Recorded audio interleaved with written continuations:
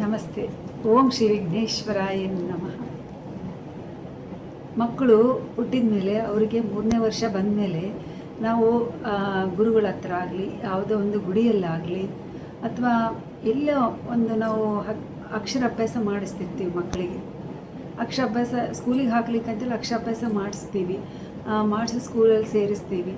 ಇವನ್ ಆ ಟೈಮ್ನಲ್ಲಿ ನಾವು ಮಂತ್ರಗಳ ಚಿಕ್ಕ ಚಿಕ್ಕ ಮಂತ್ರಗಳನ್ನು ಮಕ್ಕಳಿಗೆ ಕಲಿಸಿದ್ರೆ ಅದನ್ನು ಅವ್ರ ಉಪಯೋಗ ಆಗುತ್ತೆ.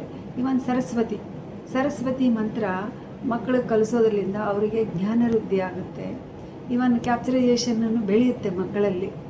ಅದು ಈ ಮಂತ್ರ. ಅದು ಸರಸ್ವತಿ ನಮಸ್ತುಭ್ಯಂ ವರದೆ ಕಾಂಬರೂಪಿಣಿ ವಿದ್ಯಾರಂಭಂ ಕರಿಷ್ಯಾಮಿ ಸಿದ್ಧಿರ್ಭವತು ಮೇ ಸದಾ ಪದ್ಮಪತ್ರ ವಿಶಾಲಾಕ್ಷಿ ಪದ್ಮಾಕ್ಷಿ ಶಿರವರ್ಣನಿ ನಿತ್ಯಂ ಪದ್ಮಾಲಯಾಂ ಸಾಮಾಂ ಪಾತು ಭಗವತಿ ಭಾರತಿ ಸರಸ್ವತಿ ನಮಾಂ ನಿಶ್ಚೇಷಜಾಜ್ಜಾಪಹ ಅಂತ ಹೇಳಿಬಿಟ್ಟು ಸರಸ್ವತಿ ಮಂತ್ರ. ಇನ್ನೂ ಒಂದಿದೆ ರೀ, ಓಂ ಗಂ ಗಣಪತೇ ನಮಃ, ಓಂ ಐಂ ಸರಸ್ವತೇ ನಮಃ ಅಂತೇಳಿ ಮಕ್ಕಳ ಜೊತೆ 3 ಟೈಮ್ಸ್ ಇದು ಹೇಳಿಸಿದ್ರೂ ಕೂಡ ಪರವಾಗಿಲ್ಲ. ಅಂದರೆ ಇದು ಆದರೂ ಅದು ಆದರೂ ಯಾವುದಾದ್ರೂ 2 ಹೇಳಿಸಿದ್ರೂ ಇನ್ನೂ ಪರವಾಗಿಲ್ಲ. ಸೊ ಹೇಳಿಸೋದ್ರಿಂದ ಒಳ್ಳೆಯದು. Thank you so much.